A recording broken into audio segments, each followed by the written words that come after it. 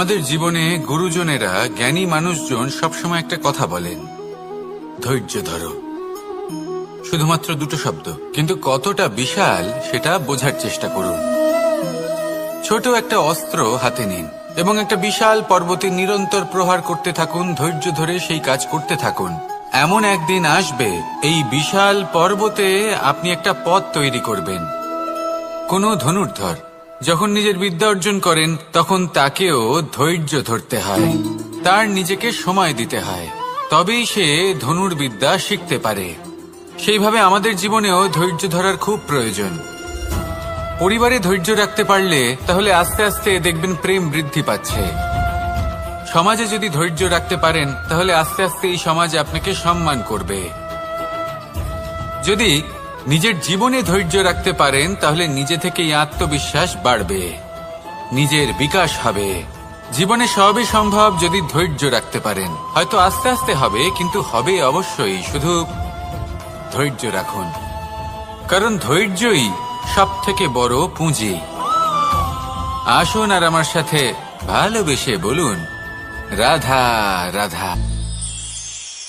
আমাদের জীবনে যখনই আমরা কোনো বড় দায়িত্বের সম্মুখীন হই তখন আমরা তার থেকে দূরে পালাই, আর এই অজুহাত দিই যে না না, এত বেশি ভার বহন করার যোগ্যতা আমার নেই, আমি করতেই পারবো না। দেখুন, এই সংসারে ভিন্ন ভিন্ন ধরনের গাছ আছে, ছোট গাছ, বড় গাছ, কিন্তু বটগাছের মতো বড় এবং নিবিড় গাছ আর একটাও নেই। সে নিঃস্বার্থভাবে এই সংসারকে সেবা করে যায়, ছায়া প্রদান করে, শীতলতা প্রদান করে। আর যখন এমন সময় আসে যখন তার ওপর বোঝা অত্যন্ত বেড়ে যায়, সে কিন্তু কোনোভাবেই ভেঙে পড়ে না। তখন সে নিজের নিঃস্বার্থ কর্মের ফল লাভ করে, সেই নিঃস্বার্থ কর্ম যা সে করেছে। তার দেহ থেকে ছোট ছোট ঝুড়ি বার হয় এবং তা কাণ্ডের আকার ধারণ করে। সেই কাণ্ড মাটির কাছে পৌঁছয় এবং তারপর তা বটগাছের সহায়ক হয়ে ওঠে, সে ভেঙে পড়ে যায় না।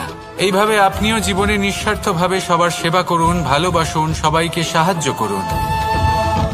যেদিন আপনার ওপর বোঝা অত্যন্ত বেড়ে যাবে সেদিন এই সব মানুষ আপনাকে সাহায্য করার জন্য আসবেন, আপনার শক্তি হয়ে উঠবেন, আর আপনি বটগাছের মতোই মহান এবং বিশাল হয়ে উঠবেন। আসুন আর আমার সাথে ভালোবেসে বলুন, রাধা রাধা। একটা শব্দ আছে, পরিস্থিতি। অনেক মানুষের মুখে আমরা এই শব্দ শুনি। জীবনে যখন অসফল হই, দুঃখ আসে, সংকট আসে, কোনো বিপদ ঘনিয়ে আসে, তখন সমস্ত দোষ আমরা পরিস্থিতির ওপর চাপিয়ে দিই। আর দেখতে গেলে কোথাও না কোথাও ঠিকই করি। এই পরিস্থিতি প্রত্যেক দিনের মতো পাল্টাতে থাকে, কিন্তু এই দিন, এই রাত, এমন কেউ আছেন যিনি এর ওপরেও নিয়ন্ত্রণ সাধন করেন, আর তিনি হলেন সূর্য। ঠিক সেই রকমই আমাদের জীবনেও সূর্য হলো এই মন। যদি এই মনের উপর আমরা নিয়ন্ত্রণ করতে পারি তাহলে আমরা জীবনকেও নিয়ন্ত্রণ করতে পারবো। প্রথমে এই মনের রাজা হয়ে উঠতে হবে। তাই মনে রাখবেন, যদি মন দুর্বল হয় তাহলে পরিস্থিতি আমাদের সমস্যা বলে মনে হবে। এই মন যদি স্থির হয়, পরিস্থিতি প্রতিস্পর্ধা বলে মনে হবে। আর এই মন যদি শক্তিশালী হয়ে ওঠে তাহলে যে কোনো পরিস্থিতি আপনার কাছে একটা সুযোগ মাত্র, এমন এক সুযোগ যাতে অগ্রসর হয়ে আপনি মহান হয়ে উঠতে পারেন। এই মনের শক্তির বৃদ্ধি ঘটান, মহান হয়ে উঠুন, আর আমার সাথে ভালোবেসে বলুন, রাধা রাধা। খুব সুন্দর একটা কাহিনী আছে। একবার এক ব্যক্তি নিজের অসফলতার জন্য ত্রস্ত হয়ে সময় দেবতার তপস্যা করতে বসলেন। উনি তপস্যা করলেন এবং সময় দেবতা প্রসন্ন হলেন, মানুষের রূপ ধারণ করে ওনার সামনে প্রকট হলেন। এবার সেই ব্যক্তি ওনাকে জিজ্ঞেস করলেন যে কি এমন আছে যার জন্য আপনি বারবার জয়ী হন আর আমি চিরকাল পরাজিত হয়ে থাকি? কেন এত পরিশ্রম করা সত্ত্বেও আমি সাফল্য লাভ করতে পারি না? তখন সময় দেবতা উত্তর দিলেন যে দিন হোক বা রাত, ঝড় হোক বা ভূমিকম্প, রোদ হোক বা বৃষ্টি হোক, সময়ের সূত্রপাত হোক বা প্রলয়, আমি থামি না, আমি চলতেই থাকি। আর সেই জন্য যিনি থেমে যান তিনি পরাজিত হন, আর আমি জয়ী হই। এটাই আমাদের শিখতে হবে। জীবনে সবসময় চলতে থাকুন, কখনো থামবেন না। হ্যাঁ, কিছুক্ষণের জন্য বিরতি নিতে পারেন, বিশ্রাম করার জন্য, নিজেকে আরো সশক্ত করে তোলার জন্য, কিন্তু থেমে যাবেন না। নিরন্তর কর্ম করতে থাকুন, পরিশ্রম করতে থাকুন, তবেই এই সংসার আপনাকে মনে রাখবে। আসুন আমার সাথে ভালোবেসে বলুন, রাধা রাধা। মানুষ তার জীবনে দুই ধরনের পরিস্থিতিকে খুব ভয় পায়। এক, কোনো কারণবশত কারোর সামনে নত হওয়া। দুই, কোনো কারণে নিজের চরিত্র থেকে, নিজের মূল্যবোধ থেকে বিচ্যুত হওয়া। এবার কেন হয় এরকম যে কথায় কথায় কারোর সামনে নত হতে হয়? কেন বারংবার নিজের চরিত্র থেকে চ্যুত হতে হয়? এরকম কেন হয়? এটা তখনই হয় যখন আমাদের শিক্ষা এবং মূল্যবোধের অভাব থাকে। যদি মানুষের মধ্যে প্রকৃত শিক্ষা থাকে, তাহলে এই সংসারে কোনো সময় এবং কারোর সামনেই নত হওয়ার কোনো প্রয়োজন নেই।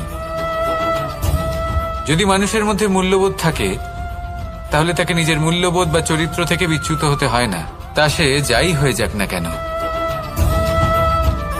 কোনো বালককে যদি জন্ম থেকেই সুশিক্ষার অধিকারী করা হয়, শিক্ষিত করা হয়, মূল্যবোধের অধিকারী করা হয়, তবে সে এই সংসারে এমন কর্ম করবে যাতে সে নিজেকে, নিজের পরিবারকে, সমগ্র সমাজকে গর্বিত করতে পারে। শিক্ষা লাভ করুন, মূল্যবোধ লাভ করুন, এবং আমার সাথে ভালোবেসে বলুন, রাধা রাধা। আমাদের সকলের জীবনে একটা লক্ষ্য থাকে যেটা আমরা লাভ করতে চাই। ঠিক যেন একটা প্রতিস্পর্ধা বিদ্যমান যে কে সব থেকে আগে নিজের লক্ষ্যে পৌঁছতে পারবে। আর সেই জন্য আমরা সকলেই খুব তাড়াতাড়ি এগোতে চেষ্টা করি, বড় এবং দীর্ঘ পদক্ষেপ ফেলি, যাতে তাড়াতাড়ি নিজের লক্ষ্যে পৌঁছতে পারি। কিন্তু এক অত্যন্ত গুরুত্বপূর্ণ বিষয় আছে, সবসময় লক্ষ্য সামনে থাকবে না, কখনো কখনো তা খুঁজতে হয়। এই যাত্রা খুব কঠিন হতে পারে, আর ঠিক এই কারণেই সবসময় দ্রুত গতিতে চলা বা তাড়াতাড়ি পথে চলা সেটা আবশ্যক নয়। তার থেকেও বেশি গুরুত্বপূর্ণ হলো ভেবেচিন্তে তারপর পথ চলা। যদি ভেবেচিন্তে পদক্ষেপ ফেলেন, চলতে পারেন, তাহলে সেটাই সর্বশ্রেষ্ঠ পদক্ষেপ। কখন কোন দিকে যেতে হবে, কখন কোথায় দিক পাল্টানো যাবে না, কখন গতি বেশি রাখতে হবে, কখন কম, কখন থামবো, কখন চলবো, এই সব কিছুর বিষয়ে জ্ঞান অত্যন্ত গুরুত্বপূর্ণ, এবং ভেবে চিন্তে চলতেই হবে। সেই জন্য শুধু তীব্র গতিতে সামনে এগোলে চলবে না, ভাবনা চিন্তা করে এগোতে হবে। আসুন আমার সাথে ভালোবেসে বলুন, রাধা রাধা। পায়েস হলো আমার বিশেষ প্রিয়। এর মধুর স্বাদ মনকে প্রফুল্ল করে তোলে। ছোটবেলায় মা আমার জন্য পায়েস বানাতেন এবং আমাকে বলতেন যে গরম থাকতে থাকতে খেয়ে নে কানাই, ঠান্ডা হয়ে গেলে ভালো লাগবে না। কিন্তু আমিও দুষ্টু ছিলাম, ঠান্ডা হওয়া পর্যন্ত অপেক্ষা করতাম, আর ঠান্ডা হয়ে যাওয়ার পরে মার কাছে যেতাম আর ওনাকে বলতাম যে মা, পায়েস তো ঠান্ডা হয়ে গেছে, এটা গরম করে দিন। তখন মা হাসতেন আর বলতেন যে পায়েস না হয় আমি আবার গরম করে দেব কানাই, কিন্তু এর মধুর স্বাদ, সেই মিষ্টত্ব, সেই সুবাস, সেটা আবার ফিরে আসবে না। কথাটা সত্যি, আর এই সত্যটাই আমাদেরও জীবনের সত্য। আমাদের জীবনের মধুর সম্পর্কগুলি, এতে যখন কটুভাব প্রবেশ করে তখন সেই মিষ্টত্ব ফিরিয়ে আনা প্রায় অসম্ভব ব্যাপার হয়ে যায়। আপনি চেষ্টা করে সেই সম্পর্ক ঠিক করতেই পারবেন, তার জন্য অগাধ পরিশ্রম করতে হবে, কিন্তু আবার সেই মিষ্টত্ব কখনো ফিরে আসবে না। সেই জন্য আপনার জীবনের যে মধুর সম্পর্ক আছে, যতটা সম্ভব চেষ্টা করুন তাতে মিষ্টত্ব বজায় রাখতে। কটুভাব আসতে দেবেন না। আসুন আর আমার সাথে মধুর স্বরে বলুন, রাধা রাধা। শব্দ, শব্দ আসলে কি? শুধুই কয়েকটি অক্ষরের সমষ্টি, নাকি আমাদের বাণী, এই শব্দ এমন এক শক্তি যা কাউকে এই নিজের বশবর্তী করে ফেলতে পারে। শব্দ এমন এক অস্ত্র যা কাউকে ক্ষত বিক্ষত করে দিতে পারে। এই শব্দ হলো একটি নাদ স্বরূপ যা কোনো ঘুমন্ত ব্যক্তিকেও জাগিয়ে তুলতে পারে এবং নিজের লক্ষ্যের দিকে অগ্রসর করতে পারে। শব্দে এত শক্তি আছে যে কারোর মনে এতটা আঘাত দিতে পারে যে সে হয়তো জীবনে আর কখনো এগোতেই পারল না।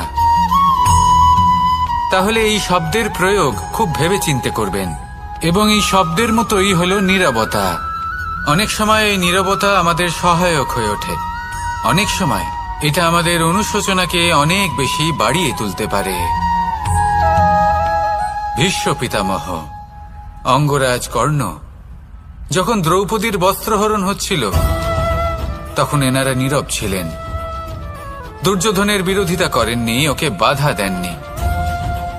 আর তারপর কি হলো সেটা আপনারা সকলে জানেন। দেখতে গেলে নীরবতা চুপ করে থাকা, কিন্তু যদি কোনো দুষ্টের সামনে চুপ করে থাকেন, যদি তার বিরোধিতা না করতে পারেন, তাহলে এই নীরবতাই অনেক বড় পাপের আকার ধারণ করে। মনে রাখবেন আর আমার সাথে ভালোবেসে বলবেন, রাধা রাধা। আভূষণ। কার না ভালো লাগে এই আভূষণ? আমরা পরিশ্রম করি, ধন অর্জন করি আর আভূষণ কিনে থাকি, কখনো নিজের জন্য, কখনো বা তাদের জন্য যাকে আমরা ভালোবাসি, বা তাদের জন্য যাকে আমরা সম্মান করি। হয়তো সেই জন্যই সীতা চূড়ামণি ধারণ করেছিলেন এবং আমি সামন্তকমণি। কিন্তু এটাই কি সেই প্রকৃত আভূষণ যা আপনার মূল্য বৃদ্ধি করে? না। শ্রীরামের আভূষণ হলো ওনার নম্র ভদ্র ব্যবহার। মাতা সীতার আভূষণ হলো ওনার সততা, ওনার নিষ্ঠা, ওনার ত্যাগ। অর্জুনের আভূষণ ছিল ওনার একাগ্রতা। রাধার আভূষণ ওনার প্রেম। এই আভূষণ কোথাও নেই, আপনার মনে আছে। যদি আপনার মনে মিষ্টতা থাকে, তা শান্ত হয়, তাতে সততা থাকে, নিষ্ঠা থাকে এবং প্রেম থাকে, তাহলে আপনার অন্য আর কোনো আভূষণের কোনো প্রয়োজন নেই। আপনি যতই ভিড়ের মাঝে থাকুন, আপনার ঔজ্জ্বল্য চোখে পড়বে। আসুন আর আমার সাথে ভালোবেসে বলুন, রাধা রাধা। এই সংসারের সবথেকে বড় সত্যি হলো জন্ম এবং মৃত্যু, কিন্তু আরো বড় একটা সত্য আছে, মিত্র এবং শত্রু, যা আমাদের সকলের জীবনে থাকে। মিত্র সে যে আমাদের সঙ্গ দেয় এবং সংসারের সবথেকে উঁচু শিখরে আমাদের নিয়ে যায়, এবং শত্রু সে যে যে কোনো মুহূর্তে যে কোনো শিখর থেকে আমাদের নিচে ফেলে দিতে পারে। এবার বিচিত্র ব্যাপার হলো এটাই যে আমরা নিজেরাই এদের সাথে নিয়ে চলি, নিজেরাই এদের পালন করি। তা কি করে? প্রথমে বুঝুন এই মিত্র এবং শত্রু কারা। আপনার নিজের মন, আর কেউ নয়। এই মনই হলো মিত্র যখন তাতে ভারসাম্য বজায় থাকে, তা নিয়ন্ত্রিত থাকে, তা পবিত্র হয়। কিন্তু যদি এই মন অনিয়ন্ত্রিত হয়ে পড়ে, যদি আপনাকে সে নিয়ন্ত্রণ করতে শুরু করে, তখন সেই আপনার সবথেকে বড় শত্রু হয়। সেই জন্য এই মনের ওপর নিয়ন্ত্রণ রাখতে শিখুন, এতে ভারসাম্য বজায় রাখতে শিখুন। তাহলে আপনি এমন এক বন্ধুকে পাবেন যে আপনাকে এই সংসারের শিখরে পৌঁছে দেবে। আসুন আমার সাথে ভালোবেসে বলুন, রাধা রাধা।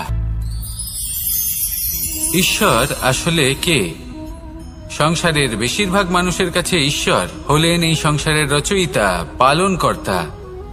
কারোর কাছে উনি জ্ঞাতা, কারোর কাছে উনি হলেন আস্থার প্রতীক, আবার কারোর জন্য শুধুমাত্র অন্ধ বিশ্বাস।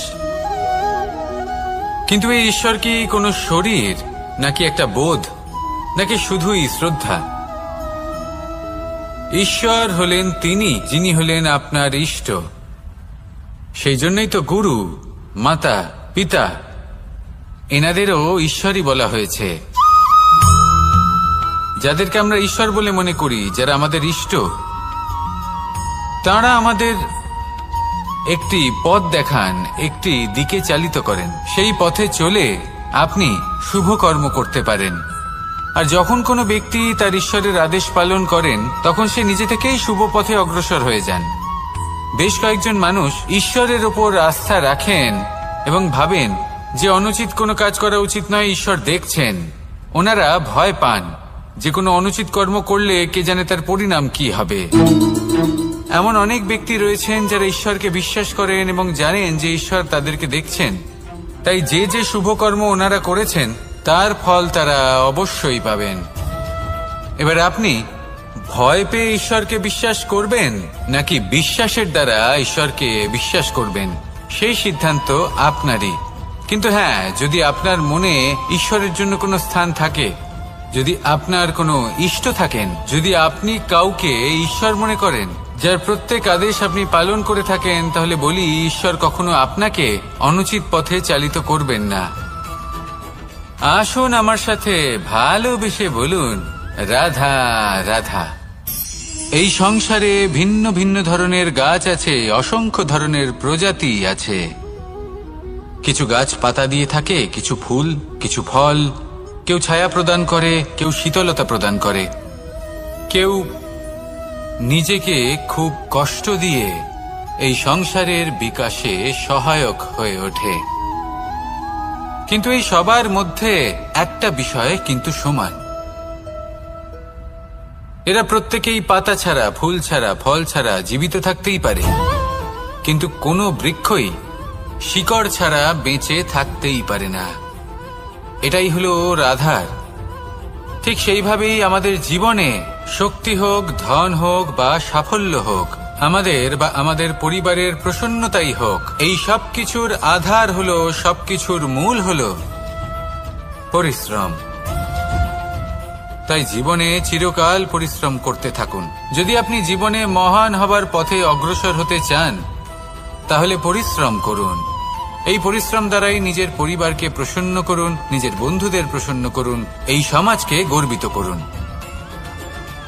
আসুন আমার সাথে ভালোবেসে বলুন, রাধা রাধা। কখনো কোনো বাগানের কোনো বৃক্ষকে দেখেছেন যেখানে সুগন্ধি ফুল থাকে, রসালো ফল থাকে? তখন মন প্রফুল্ল হয়ে ওঠে, মন থেকে সেই বৃক্ষের প্রতি ভালোবাসা জন্মায়। কিন্তু যিনি বাগানের মালিক, শুধুমাত্র তিনিই জানেন যে কিভাবে এই বৃক্ষকে আগলে রাখতে হয়, কিভাবে তার পরিচর্যা করলে এতে সুন্দর সুগন্ধি ফুল হবে, রসালো ফল হবে। কখনো কখনো প্রয়োজনের থেকে বেশি রোদ পেলে এই বৃক্ষগুলি শুকিয়ে যায়, প্রয়োজনের থেকে কম রোদ পেলেও এই বৃক্ষ কিন্তু শুকিয়ে যায়। প্রয়োজনের থেকে কম জল যদি পায়, এই বৃক্ষ শুকিয়ে যেতে পারে। প্রয়োজনের থেকে অতিরিক্ত জল যদি পায়, তখনও এই বৃক্ষের শিকড়গুলি নষ্ট হয়ে যেতে পারে। এবার এটাই কিন্তু আমাদের সংসারের সাথেও হয়। আমাদের সংসারের সকল প্রতিভাশালী ব্যক্তি, যেমন লেখক, বিচারক, প্রবক্তা, যোদ্ধা, এদের সবার ক্ষেত্রে এই কথাটাই প্রযোজ্য। যদি বেশি প্রশংসা করা হয়, তাহলেও এরা হারিয়ে যাবেন। প্রয়োজনের থেকে বেশি যদি নিন্দা করা হয়, তখনও তারা নত হয়ে পড়বেন। তাহলে আপনি এদের রক্ষা করুন এবং নিজেদেরও। মনে রাখবেন একটা কথা, জেনে রাখুন কখন কোন নিন্দায় আপনি লজ্জিত হবেন না, আর কখন কোন প্রশংসার দ্বারা নিজের মধ্যে অহংবোধ জাগ্রত করবেন না। এই মন সুপ্রসন্ন হয়ে বলবে, রাধা রাধা। যদি আমি কোনো বনে যাই, কোনো নির্জন বনে, সেই বনের বিষয়ে, সেই পথের বিষয়ে, গাছপালার বিষয়ে, পশুপক্ষীর বিষয়ে আমার যদি কোনো জ্ঞান না থাকে, সেই বনের ক্ষুদ্র থেকে ক্ষুদ্রতর অংশের বিষয়ে যদি আমার কোনো জ্ঞান না থাকে, তাহলে হতেই পারে সেই বনে কোথাও আমি হারিয়ে যাব। হয়তো এমনভাবে হারিয়ে যাব, কোনোদিনও বাইরেই বেরোতে পারবো না। তাই সেই বনের বিষয়ে জ্ঞান লাভ করা আবশ্যক। এটাই হলো শিক্ষা। জীবনে বেশিরভাগ মানুষই কেন অসফল হন?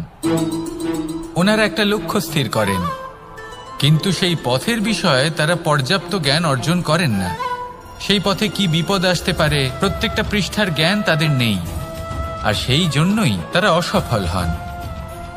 আপনি জীবনে যখনই কোনো লক্ষ্য স্থির করবেন, কোনো লক্ষ্য সাধন করবেন, পরিকল্পনার সাথে সেই পথে অগ্রসর হন। সেই পথকে বোঝার চেষ্টা করুন, সেই পথের বিপদ সম্পর্কে জ্ঞান লাভ করুন, সবকিছু জানার চেষ্টা করুন, অজানা তথ্য আহরণ করুন, আর তারপর সেই লক্ষ্যের প্রতি নিজেকে সমর্পিত করুন। তবেই আপনি সাফল্য লাভ করবেন। আর এই মন প্রসন্ন হয়ে বলবে, রাধা রাধা। আপনি নিশ্চয়ই কখনো অনুভব করেছেন, যদি কোনো নির্মল ব্যক্তির কাছে গিয়ে বসেন তাহলে মনে নির্মল অনুভূতি হয়, এই মন শান্ত হয়ে যায়। সেইখানেই কোনো দুশ্চরিত্র মানুষের কাছে গিয়ে বসলে এই মন বিচলিত হয়ে যায়। কারণটা কি? কারণ যে ব্যক্তি নির্মল মনের, তিনি সবার মধ্যে নির্মলতা ছড়িয়ে দেন। আমাদের অন্তরে যা থাকে আমরা সেটাই সবার মধ্যে বিতরণ করি। যদি আপনি এই সংসারে শুভ বোধ ছড়িয়ে দিতে চান, তাহলে প্রথমে শুভ গ্রহণ করুন, তা অর্জন করুন। এই সংসারে জ্ঞানের শক্তি লাভ করুন, আর সেই জ্ঞানের শক্তি সংসারে বিতরণ করুন। শান্তি এবং সন্তোষ প্রদান করুন। কারণ যেমন বীজ এই সংসারে বপন করবেন, তেমনই ফল আপনি লাভ করবেন। যেমন দেবেন তেমন ফিরেও পাবেন। এই সংসারে জ্ঞান প্রদান করুন, শান্তি প্রদান করুন, সন্তুষ্টি প্রদান করুন। এই সংসারে ভালোবাসা বিতরণ করুন, আর এই প্রেম ভাব নিয়েই বলুন, রাধা রাধা। এই সংসারে দুই ধরনের মানুষ দেখা যায়, এক সরল, দুই জটিল। এবার এই যে সরল ব্যক্তি থাকে, তাদের এই সমাজ দুর্বল মনে করে। এমনিতে দেখতে গেলে জলও সরল, বায়ুও সরল। ওনারা যেদিকে চাইবেন প্রবাহিত হতে পারেন, এনাদের যে আকার দেবেন সেটাই ধারণ করবেন। কিন্তু এরা বাস্তব রূপ ধারণ করলে তখন কি হয়? এই জল এমন এক ধারায় পরিণত হয় যে অনেক বড় বড় পাথরকে খণ্ডিত করে দিতে পারে। এই বায়ু এমন এক চক্রবাতে পরিণত হয় যা সংসারে বিনাশ ডেকে আনে। তাই যে ব্যক্তি সরল, তার সরলতাকে সম্মান করুন, তাকে সম্মান করুন, তাকে ভালোবাসা দিন। আর আমার সাথে ভালোবেসে বলুন, রাধা রাধা। খেলা খেলতে কে না ভালোবাসেন? আমরা প্রত্যেকেই যখন সময় পাই, সুযোগ পাই, তখনই আমরা কোনো খেলা খেলি। খেলার সময় দুই ধরনের মানুষ ওখানে থাকেন, এক যারা অংশগ্রহণ করেন, আর দুই যারা দেখতে থাকেন, যারা দর্শক হয়ে দেখেন, যারা নিজের পক্ষের বিজয়ের ফলে উচ্ছ্বসিত হয়ে থাকেন, পরাজয়ের ফলে শোক পালন করেন, পরামর্শ দিয়ে থাকেন। আর বিজয়ী কে হন? বিজয়ী তিনি হন যিনি অংশগ্রহণ করেন। নির্বাচন আপনাকে করতে হবে, আপনি কি করতে চান? আপনি কি খেলোয়াড় হতে চান, নাকি আপনি দর্শক হতে চান? যদি আপনি বিজয়ের আনন্দ লাভ করতে চান, সেই রোমাঞ্চ অনুভব করতে চান, তাহলে খেলতে হবে। ময়দানে আপনাকে নামতেই হবে। পরাজয়ের সম্ভাবনার ভয়ের সাথে আপনাকে লড়াই করতেই হবে। বিপক্ষের আহ্বানকে স্বীকার করতেই হবে, খেলোয়াড় হয়ে উঠতে হবে। তবেই এই বিজয়ের সম্ভাবনা থাকবে। আসলে কি, দর্শক হয়ে পরামর্শ দেওয়া অত্যন্ত সহজ, ময়দানে নেমে অংশগ্রহণ করা অত্যন্ত কঠিন। আর এখানে যেটা সহজ, তা আপনাকে বিজয়ের পথে কখনোই নিয়ে যাবে না। আসুন আমার সাথে ভালোবেসে বলুন, রাধা রাধা। এই সংসারে মানুষ জন্মগ্রহণ করেন, বড় হতে থাকেন, পুরুষার্থ লাভ করেন, অর্জন করেন। অর্জন করা আসলে কি? বেশিরভাগ মানুষ বলেন অর্জন করা অর্থাৎ ধন সম্পত্তি অর্জন করা। আর কি অর্জন করা যায়? আর কি লাভ করা যায়? আসল প্রশ্ন হলো এটাই যে কি এমন আছে যা বাস্তব রূপে অর্জন করার যোগ্য। তা হলো ব্যবহার, জ্ঞান এবং সন্তোষ। কেন? কারণ আপনি যখন এই সংসার ছেড়ে চলে যাবেন, তখন আপনার ধন সম্পত্তি আপনাকে বিদায় জানাতে আসবে না। আপনাকে বিদায় জানাতে আসবে আপনার আপনজন, যাদের সাথে আপনার সুসম্পর্ক ছিল। সমগ্র সংসারে সহস্র মানুষ ধন অর্জন করে থাকেন। শ্রেষ্ঠ মানুষ হলেন তিনি যিনি ব্যবহার, জ্ঞান এবং সন্তোষ অর্জন করে থাকেন, একে সকলের মধ্যে বিতরণ করেন। তাই এটাই করুন, আর আমার সাথে ভালোবেসে বলুন, রাধা রাধা। এই সংসারের আরম্ভ থেকে এখনো পর্যন্ত এবং ভবিষ্যতেও একটা যুদ্ধ আছে যা হয়ে চলেছে, চলতেই থাকবে। পাপ এবং পুণ্যের মধ্যে যুদ্ধ, সত্য এবং অসত্যের মধ্যে যুদ্ধ। এই যুদ্ধ চলেই আসছে, আর এই যুদ্ধে যারা লড়েন তাদের আমরা সবসময় জয় জয়কার করি। আর যারা এই জয় জয়কার করেন তাদের প্রত্যেকের একটা বিশেষ গুরুত্ব থাকে।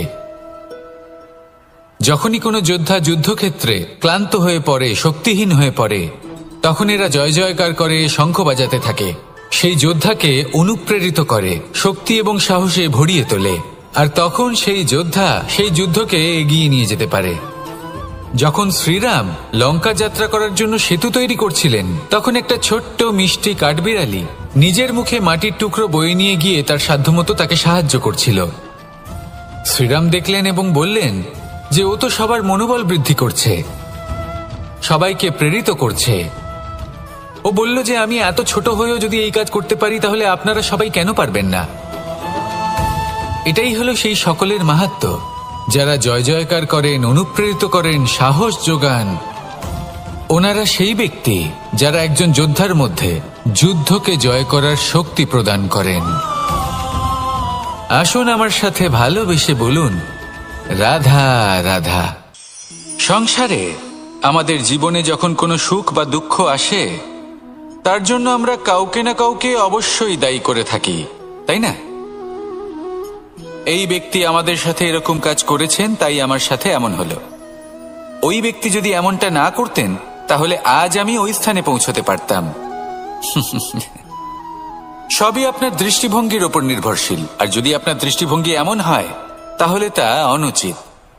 সত্যি কথা বলতে এই সংসারে ভিন্ন ভিন্ন ধরনের মানুষ আছে। এটা আপনার ওপর নির্ভর করছে কিভাবে তাদের স্বাগত জানাবেন। একবার ভাবুন, আমি আমার দুটো হাত সামনে নিয়ে এলাম, দুটো মুঠো খুলে দিলাম। দুই প্রকারের মানুষ আসবেন, কিছু না কিছু দিয়ে যাবেন। এই মুঠো যদি আমি বন্ধ করে দিই, তাহলে না কেউ আমাকে কিছু দিতে পারবে, না আমার কিছু যাবে আসবে। নিশ্চয়ই বুঝতে পারছেন এই দুই ধরনের ব্যক্তি কারা এবং তারা কি দিয়ে যান। আমি যদি নিজের মুঠো খুলে দিই, তাহলে কিছু ভালো মানুষ আসবেন, আমাকে আনন্দ, সন্তুষ্টি, জ্ঞান প্রদান করে যাবেন, ভালো অভিজ্ঞতা দিয়ে যাবেন। কোনো খারাপ ব্যক্তি যদি আসেন, তাহলে তিনিও খারাপ অভিজ্ঞতা দেবেন, যার থেকে আমি শিক্ষা লাভ করব। এই সব কিছু আমি লাভ করতে পারি। মুঠো যদি বন্ধ করে রাখি, তাহলে আমি কিছুই পাবো না। দেখুন, এই সংসারে প্রত্যেকের জীবনে এইরকম। প্রত্যেকের জীবনে সবকিছুই আছে, ভালো খারাপ দুই মানুষই আছে, ভালো অভিজ্ঞতা আছে, খারাপ অভিজ্ঞতা আছে। নির্ভর করছে আপনার উপর যে আপনি কি করবেন, এনাদের স্বাগত কিভাবে জানাবেন, কার থেকে কি বুঝবেন, কি শিখতে পারবেন, আর কোন দৃষ্টিভঙ্গি নিয়ে অগ্রসর হবেন। এটাই নির্ধারণ করবে যে আপনার জীবন কেমন হবে। আসুন আমার সাথে ভালোবেসে বলুন, রাধা রাধা। এটা হলো একটা সাদা পাতা। এবার এতে আমি যাই লিখব, সেটাই এর অস্তিত্ব হবে। এতে আমি প্রেমের কিছু কথা লিখে একে প্রেম পত্র বানিয়ে তুলতে পারি। মাতা পিতার জন্য একটা শুভ সংবাদ লিখতে পারি। শত্রুর বিষয়ে সতর্ক করব বলে সেনাকে একটা সংবাদ লিখতে পারি। দ্বারকাবাসীর জন্য কোনো সংবাদ পাঠাতে পারি। যাই লিখব, এই পত্র সেটাই হয়ে উঠবে। সেই রকমই হলো আমাদের জীবন। আমরা যেমন কর্ম আমরা করব, আমাদের অস্তিত্ব এবং ব্যক্তিত্ব ঠিক তেমনই হয়ে উঠবে। যদি আপনি একটা অসাধারণ, উজ্জ্বল এবং সম্মানজনক জীবনযাপন করতে চান, তাহলে তার একটা রহস্য আপনাকে বলি। যেমন কথন হবে, কর্ম তেমন হবে। অর্থাৎ যতটুকু বলেছেন ততটুকুই করুন, আর যতটুকু করেছেন ততটুকুই বলুন। এই একটা নিয়ম যদি আপনারা পালন করেন, তাহলে এই সংসারের সমস্ত পণ্ডিত আপনাকে অবশ্যই সম্মান করবেন। তাহলে এটাই করুন, আর আমার সাথে ভালোবেসে বলুন, রাধা রাধা। কখনো কোনো পাখিকে দেখেছেন? যখন সে প্রথমবার উড়তে চেষ্টা করে, সে বাসা থেকে মাটিতে পড়ে যায়, কিন্তু সে হার মানে না। চেষ্টা করতে থাকে, করতেই থাকে, ডানা ঝাপটাতে থাকে, আর তারপর সে উড়তে শেখে। গোল শালগ্রাম শিলাকে দেখুন, পর্বত থেকে খসে পড়ে, ধাক্কা খায়, জলের প্রবাহ দ্বারা ঘর্ষিত হয়, তারপরে তা শালগ্রামে পরিণত হয়। ভেবে দেখুন, যদি কোনো পাখি প্রথমবার উড়তে গিয়ে এটা ভাবে যে না না, যদি আমি পড়ে যাই তবে, আমার যদি আঘাত লাগে তবে, আর যদি ভয়ের কারণে সে শুরুই না করতে পারে, চেষ্টাই না করে, তাহলে কি সে উড়তে শিখবে? কখনোই নয়। এটাই আমাদের শিখতে হবে, প্রারম্ভ করতে হবে। তা অত্যন্ত গুরুত্বপূর্ণ। যখন আমরা কিছু শুরু করি তখন ভয় করে, কিন্তু যদি এটা না করেন জীবনে কখনো সামনে এগোতেই পারবেন না। হতেই পারে প্রারম্ভ করার পরে আপনি পড়ে যাবেন, বারবার নিচে পড়ে যাবেন, কিন্তু যদি নিরন্তর চেষ্টা করতে থাকেন তাহলে একদিন না একদিন আপনি অবশ্যই সফল হবেন। এই শুরু করাটাই সব থেকে বেশি কঠিন। এর দ্বারা ভয়ভীত হবেন না। আসুন আর আমার সাথে ভালোবেসে বলুন, রাধা রাধা। যদি আমি আমার চোখ বেঁধে কোনো একটা নির্দিষ্ট দিকে নিজের সমস্ত শক্তি প্রয়োগ করে ছুটে যাই, তাহলে কি হবে? আমি কোথাও ধাক্কা খেতে পারি, নিজের ক্ষতি করতে পারি, কোথাও পড়ে যেতে পারি, তাই না? অর্থাৎ এটা নিশ্চিত এই কাজ আমার করা উচিত নয়। কিন্তু আজকের দিনে প্রত্যেকটা মানুষ এই কাজই করছেন, তাই না? কোনো কাজ করার পূর্বে সেই কাজের বিষয়ে সম্পূর্ণ তথ্য কোথায় সংগ্রহ করছেন? শুধু এটুকু জানেন যে এই কাজটা করলে কত ধন অর্জন করবেন আর কত নাম হবে, আর ব্যাস সামনে এগিয়ে যান। এটা উচিত নয়। পূর্ণরূপে যে কোনো কাজ করার আগেই সেই কাজের বিশ্লেষণ করে নেওয়া উচিত, তা বুঝে নেওয়া উচিত, এবং সেই বিষয়ে অবশ্যই খেয়াল রাখা উচিত যে আপনার শরীর এবং আপনার মন এই কাজ করার জন্য কি প্রস্তুত রয়েছে। যদি তা না হয় তাহলে প্রথমে নিজেকে শুধরে নিন, তারপরে সেই কাজ করুন। যদি এইভাবে জীবনে সামনে এগোন তাহলে সাফল্যের সম্ভাবনা জীবনে অনেক বেশি বেড়ে যাবে। তাহলে এটাই করুন আর আমার সাথে ভালোবেসে বলুন, রাধা রাধা। এই সংসারের সব থেকে বড় যোদ্ধা কে? কেউ বলবেন অর্জুন, কেউ বলবেন ভীম, কেউ বলবেন হনুমান, আদি ইত্যাদি। কিন্তু এই সংসারের সব থেকে বড় যোদ্ধা আপনার মনের ভেতরে আছে, আপনার মনের মধ্যে আছে। সেই ব্যক্তি সব থেকে উঁচুতে পৌঁছতে পারেন যিনি নিজের অন্তরের খামতি বুঝতে পারেন, নিজের দোষ বুঝতে পারেন, তার সাথে লড়াই করেন এবং তার উপর বিজয় লাভ করেন। যে ব্যক্তি এটা শিখতে পারেন, যে ব্যক্তি এটার উপর জয়লাভ করতে পারেন, তিনি হলেন সব থেকে বেশি শক্তিশালী, সব থেকে বেশি বীর এবং সব থেকে বেশি পরাক্রমী ব্যক্তি। আমরা সকলে এই সংসারকে পাল্টাতে চাই। তার জন্য প্রথম পদক্ষেপ আপনাকে নিতে হবে, নিজেকে দোষমুক্ত করতে হবে। যদি মানুষ নিজের অন্তরের দোষ বুঝতে পারেন এবং নিজেকে দোষমুক্ত করতে পারেন, তাহলে এই সংসার নিজে থেকেই দোষমুক্ত হয়ে যাবে, তাই না? তাহলে নিজেকে দোষমুক্ত করুন আর আমার সাথে ভালোবেসে বলুন, রাধা রাধা। মানুষের জীবন সবসময় ন্যায় আর অন্যায়ের মাঝে ঘুরপাক খেতে থাকে। প্রত্যেক মানুষের মনে হয় কোথাও না কোথাও তার সাথে অন্যায় হচ্ছে। কেউ বলেন যে ভাগ্য আমার সাথে অন্যায় করেছে, কেউ আবার বলেন এই সংসার আমার সাথে অন্যায় করেছে। আর প্রত্যেকেই ন্যায় বিচার চাইতে বৈঠক দাবি করে বসেন। কখনো এই বিচার গৃহে যান, আবার কখনো ওই বিচার গৃহে। যদি সত্যি কথা বলি, এই সংসারের সব থেকে বড় বিচার গৃহ আপনার কাছেই রয়েছে, আপনার মন। আপনার মনই হলো সব থেকে বড় বিচার গৃহ। এ খুব ভালো করেই জানে কি শুদ্ধ আবার কি অশুদ্ধ, এর শুভ অশুভর জ্ঞান রয়েছে, এ সব জানে। দেখতে গেলে প্রত্যেকটা মানুষ যদি নিজের মনের কথা শোনেন, তাহলে তিনি ভালোভাবেই বুঝতে পারবেন তিনি কি উচিত করেছেন আর কি অনুচিত।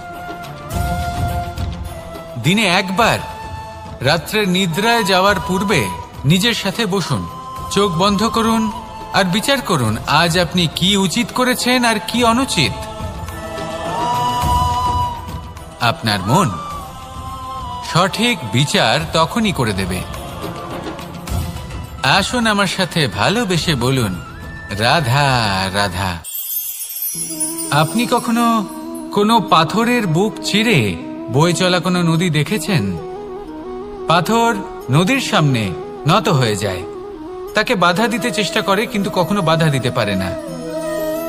এই নদী হলো ততটাই শক্তিশালী, কিন্তু এর আরম্ভ কোথা থেকে হয়?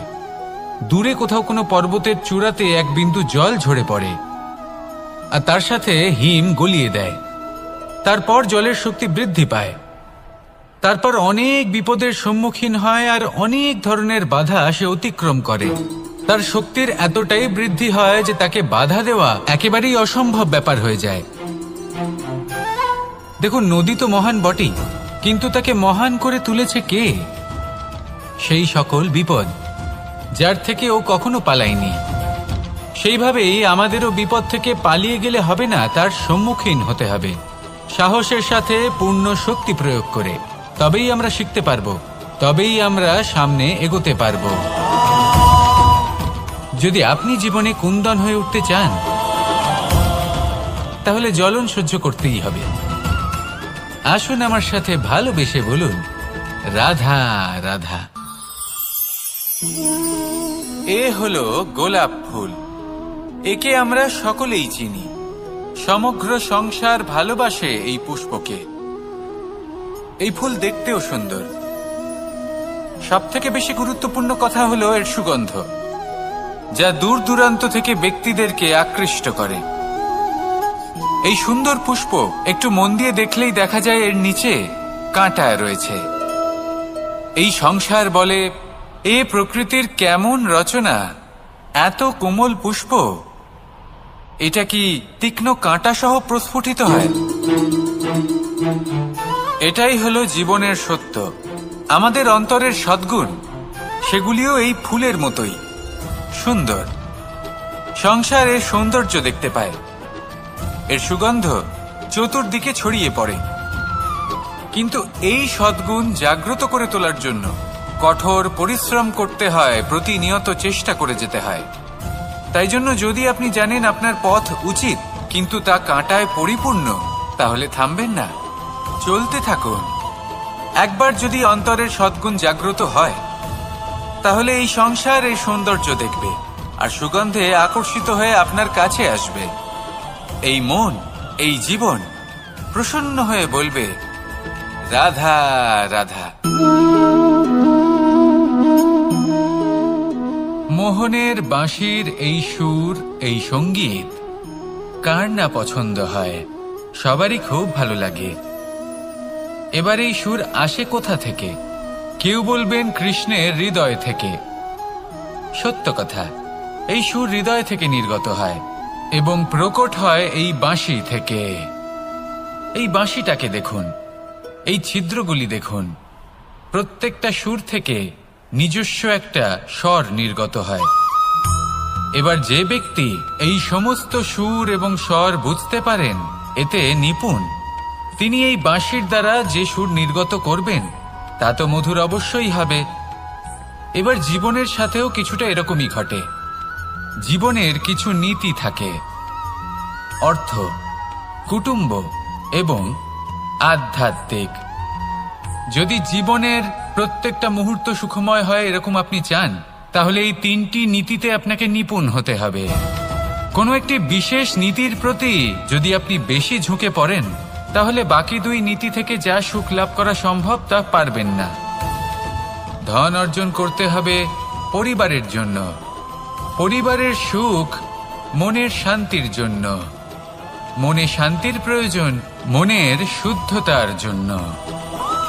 যখন এই মন শুদ্ধ হবে, জীবন শুদ্ধ হবে, পবিত্র হবে, সুন্দর হবে এবং ভালোবেসে বলবে, রাধা রাধা।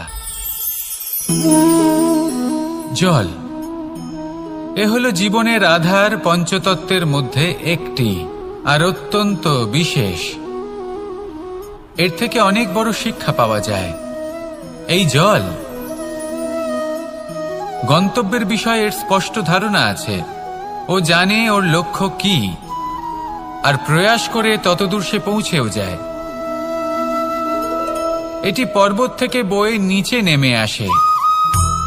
নদীর সাথে সমাহিত হয়ে তার সাথে বয়ে চলে, চিরসবুজ বনানী গড়ে তোলে, প্রাণীদের তৃষ্ণা নিবারণ করে, সামনে এগিয়ে চলে, মানুষের সাথে মিলিত হয়। যারা একে বাঁধের মধ্যে বেঁধে রাখতে চেষ্টা করে সে বন্দি দশাতেও থেকে যায়, মানুষের কল্যাণ করে। তারপর বাঁধ থেকে মুক্তি পেয়ে এগিয়ে চলে, কোথাও ধাক্কা খায়, কোথাও বাধা পড়ে, কোথাও যদি পথ খুঁজে না পায় তাহলে পথ খুঁজেই নেয়, আর যেখানে পথ থাকে না সেখানে পথ বানিয়ে নেয়, আর শেষ পর্যন্ত নিজের লক্ষ্যে পৌঁছেই যায়, অর্থাৎ সমুদ্রে গিয়ে সমাহিত হয়ে যায়। আমাদেরও কিছুটা এরকমই হয়ে উঠতে হবে। যেখানেই যাবেন সকলের কল্যাণ করুন, সামনে এগোন। আপনি কোথাও পড়ে গেলে, ধাক্কা খেলে আঘাত লাগবেই, উত্থান পতন লেগেই থাকে। সামনে এগোতে থাকুন। কোথাও পথ না পেলে তা খুঁজে নিন, কোথাও পথ না থাকলে তা বানিয়ে নিন। নিজের গন্তব্যের কথা সবসময় মনে রাখুন। শেষ পর্যন্ত নিজের মোক্ষ লাভ আপনি অবশ্যই করবেন। আর আমার সাথে ভালোবেসে বলুন, রাধা রাধা। জীবনের প্রত্যেক মুহূর্ত আমাদের কিছু না কিছু শিক্ষা দেয়, নির্ভর করছে আমাদের দৃষ্টিভঙ্গির উপর। যেমন নদী হলো আমার অত্যন্ত প্রিয়, নদীতে ভ্রমণ করতে আমার খুব ভালো লাগে। কি বলেন? নদীতে সবসময় নতুন কিছু থাকে, ও পুরনো কিছুই নিয়ে বসে থাকে না, সব সময় প্রবাহমান, কখনো থামে না। ততক্ষণ থামে না যতক্ষণ না সাগরে গিয়ে সমাহিত হচ্ছে। ঠিক এইভাবেই আমাদেরও উচিত নিজের জীবন অতিবাহিত করা, নদীর মতো। প্রত্যেক মুহূর্ত নতুন, তাই সেইভাবেই জীবন যাপন করুন। পুরনো কিছুই একত্রিত করে রাখবেন না, বিগত স্মৃতির মাঝে নিজেকে হারিয়ে ফেলবেন না। এই যে বর্তমান, এই যে মুহূর্ত, সেটাই হলো সর্বশ্রেষ্ঠ। এর মাঝেই জীবন যাপন করুন, নদীর মতো প্রবাহমান হতে শিখুন। আপনি শিখে গেলে তাহলে মনে রাখবেন, আমার আপনার মাঝে বিচরণ করতে বড়ই ভালো লাগবে। যে ব্যক্তি আনন্দের সাথে জীবনের প্রত্যেকটা মুহূর্ত অতিবাহিত করে কোনো চিন্তা ছাড়াই, প্রবাহমান হয়, কখনোই থামে না, যতক্ষণ না মুক্তি লাভ করছেন, এমন ব্যক্তির মধ্যেই রাধাকৃষ্ণ বসবাস করেন। তাহলে আসুন আমার সাথে ভালোবেসে বলুন, রাধা রাধা।